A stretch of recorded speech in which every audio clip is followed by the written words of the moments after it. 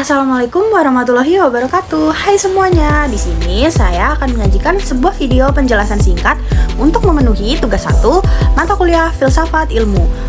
Sebelum kita lanjut ke penjelasannya, izinkan saya untuk memperkenalkan diri terlebih dahulu ya. Saya Eka Sri Purwaningsih dengan NIM 860607993 dari Pradi Pendidikan Guru Sekolah Dasar Fakultas Keguruan dan Ilmu Pendidikan Universitas Terbuka. Saya dari UPBJJ Bandar Lampung. Di sini saya akan menjelaskan tentang 3 landasan filsafat ilmu. Yang pertama yaitu ada ontologi, yang kedua epistemologi, dan yang ketiga adalah aksiologi. Sebelumnya kalian pasti pernah bertanya-tanya, kenapa sih suatu ilmu ada dan dari mana kita bisa tahu kalau ilmu itu tuh benar atau salah? Nah, di sini nih peran filsafat ilmu itu masuk karena filsafat ilmu tuh bagaikan akar dari semua pengetahuan yang kita pelajari saat ini. Maka dari itu, di sini saya akan menjelaskan satu persatu dari ketiga landasan atau fondasi dari filsafat ilmu. Yang pertama adalah ontologi, yang berasal dari bahasa Yunani yaitu ontos, yang berarti yang ada, dan logos, yang berarti ilmu, sehingga dapat dipahami sebagai kajian mengenai hakikat dan realitas yang ada di balik sesuatu, baik yang bersifat jasmani maupun rohani, yang berfungsi sebagai landasan pertama bagi sebuah ilmu pengetahuan di samping epistemologi dan aksiologi. Dalam menentukan apa yang dikaji, ontologi membagi objek kajian ke dalam 2 kategori, yakni objek material yang merupakan sasaran atau materi yang diselidiki seperti manusia, tumbuhan, atau benda langit, serta objek formal yang menjadi sudut pandang atau fokus khusus dalam mengkaji materi tersebut. Selain itu, ontologi juga menjelaskan hakikat realitas melalui 4 sudut pandang utama, yaitu monisme yang meyakini bahwa hakikat kenyataan hanya satu, dualisme yang meyakini adanya 2 hakikat yaitu materi dan rohani, pluralisme yang menyatakan kenyataan terdiri dari banyak unsur, serta agnostisisme yang menganggap manusia tidak mampu mengetahui hakikat yang sebenarnya. Pemahaman yang menyeluruh terhadap ontologi ini penting karena membantu kita untuk mengenali batas-batas ruang lingkup suatu disiplin ilmu secara lebih objektif,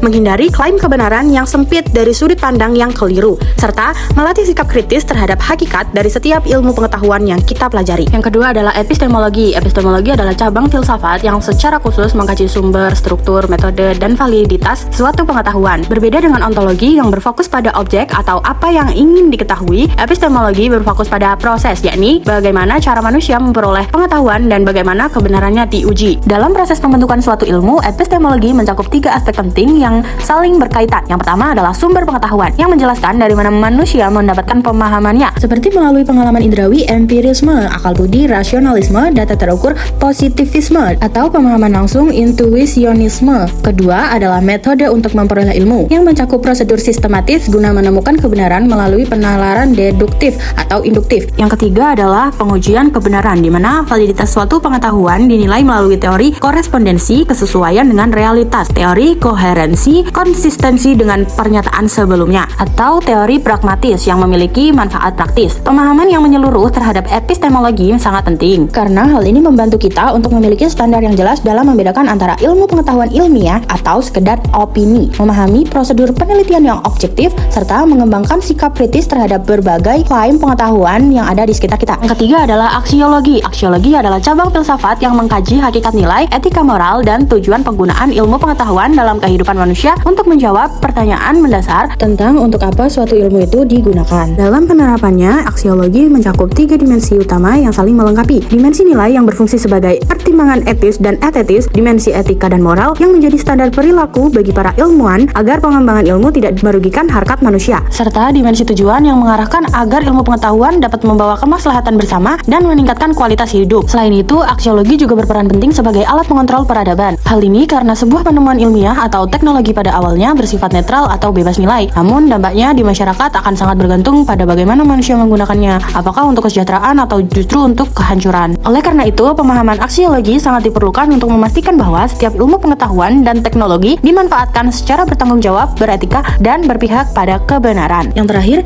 keterkaitan 3 landasan filsafat ilmu, ontologi, epistemologi, dan aksiologi yang merupakan 3 pilar utama dalam filsafat ilmu yang membentuk satu kesatuan dan tidak dapat dipisahkan. Ontologi berperan menentukan apa yang menjadi objek kajian ilmu dan hakikat realitas yang dipelajari. Selanjutnya, epistemologi menjelaskan bagaimana cara kita memperoleh pengetahuan tersebut dan menguji keabsahannya melalui metode ilmiah. Yang terakhir, aksiologi menetapkan arah tentang untuk apa pengetahuan tersebut digunakan, terutama terkait dengan nilai kegunaan dan etika moral bagi kehidupan manusia. Sinergi ketiganya sangat penting dalam penerapan ilmu pengetahuan. Sebagai contoh, dalam ilmu kedokteran, ontologi mengkaji hakikat tubuh dan penyakit manusia. Epistemologi menemukan obat melalui penelitian klinis, dan aksiologi memastikan obat tersebut digunakan secara etis untuk menyembuhkan pasien. Namun, jika salah satu pilar dihilangkan, bangunan ilmu pengetahuan akan timpang. Tanpa ontologi, ilmu tidak memiliki objek; tanpa epistemologi, ilmu tidak memiliki metode; dan tanpa aksiologi, ilmu kehilangan kendali etika yang dapat merugikan manusia. Oleh karena itu, ketiganya harus selalu bersinergi agar ilmu pengetahuan tetap bermanfaat dan bermartabat.